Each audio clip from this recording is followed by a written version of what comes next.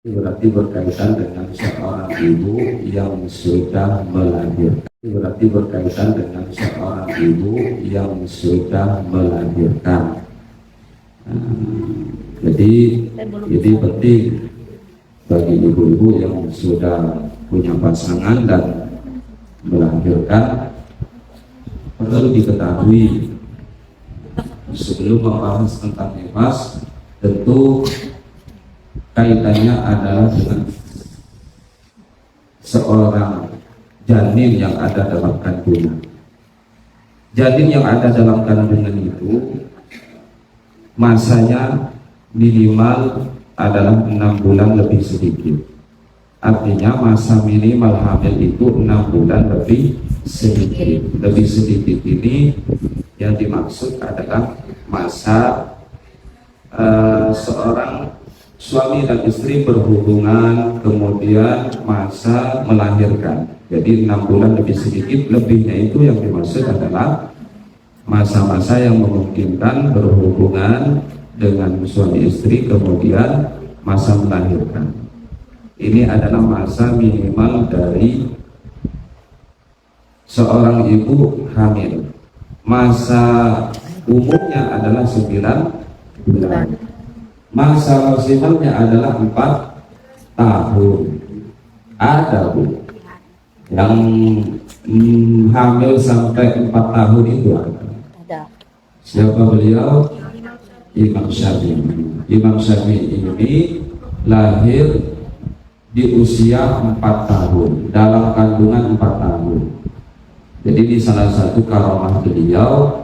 Jadi keluar beliau itu lahir ya sudah hafal banyak ilmu agama, termasuk hafal Al-Quran dan lain-lain. Jadi bagi orang yang tidak percaya karamah atau suatu hal yang di luar nalar, ini ya nggak percaya, sudah nggak percaya dari awal, mau dipaksa bagaimana, sehingga dia akan mencari satu alasan atau tendensi yang tidak membenarkan.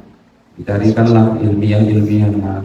Kalau kita percaya yang namanya karamah, yang namanya mukjizat itu sudah ada dari dulu. Mukjizat untuk para nabi dan rasulnya Allah, karamah ini untuk para aulianya Allah. Jadi dari batas minimal seorang ibu hamil 6 bulan lebih sedikit, andai saja ada seorang ibu hamil kemudian kok lahir kurang dari 6 bulan, kurang sedikit, ini nasabnya tidak dinisbatkan kepada ayahnya, tetapi kepada ibunya. Sehingga nanti kalau mengadakan akad nikah, dia tidak boleh diwalikan oleh orang tua laki-laki. Karena apa? Karena tidak bisa dinasabkan pada si laki-lakinya. Ini jadi penentu.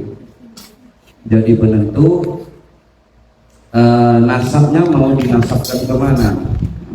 Dari minimal masa ibu hamil ini. Kan banyak begitu kasus-kasus begitu. Kasus-kasus begitu banyak.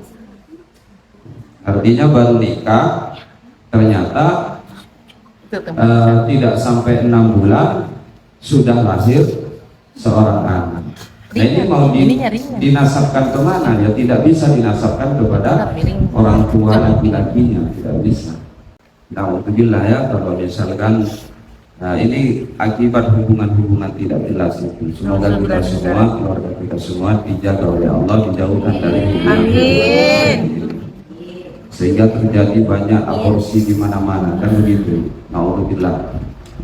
Mengenai hukum aborsi tersendiri ada hukumnya. Jadi hukum aborsi sendiri itu ada 3 hukum. Pertama,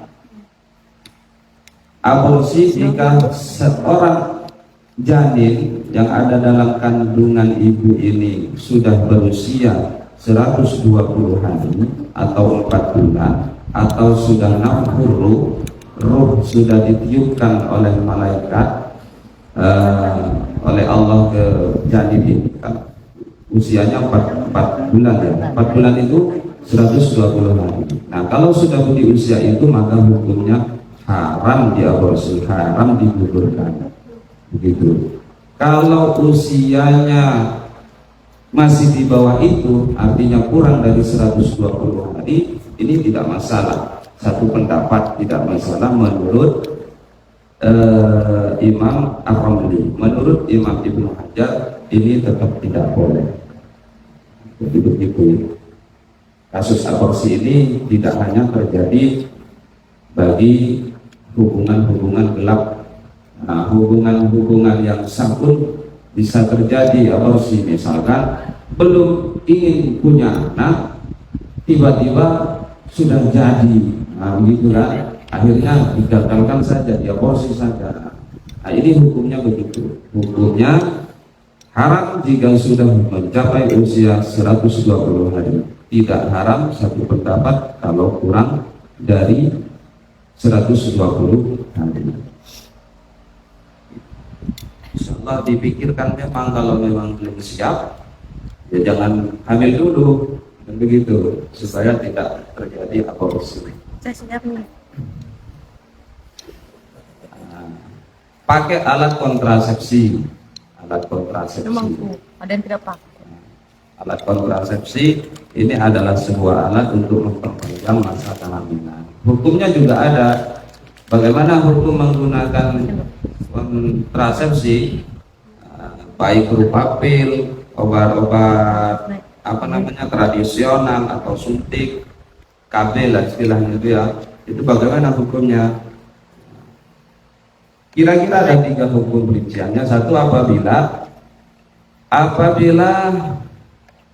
obat ini atau alat ini bisa menyebabkan terputusnya, menyebabkan tidak bisa hamil lagi, begitu ya istilahnya, menyebabkan tidak bisa hamil lagi, maka ini hukumnya haram.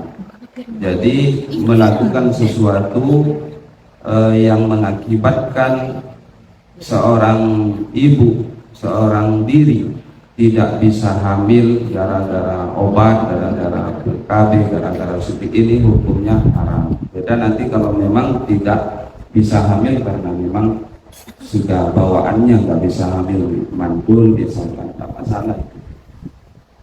Nah, kemudian yang kedua, hukum yang kedua makruh. Bagaimana? Yaitu ketika kita menggunakan alat kontrasepsi ini tetap bisa hamil, tujuannya memang untuk memperpanjang masa kehamilan dan tidak ada udzur. Ini makruh. Tidak ada udzur itu maksudnya dia mampu untuk merawat anak. Anak ini kalau lahir misalkan tidak terbengkalai, ini namanya tidak ada udzur. Nah, kalau begitu hukumnya makruh. Tahun ini lahir, tahun berikutnya lahir lagi, tahun ketiga lahir lagi misalkan, mampu untuk mengurusinya, ini hukumnya makruh pakai alat kontrasepsi.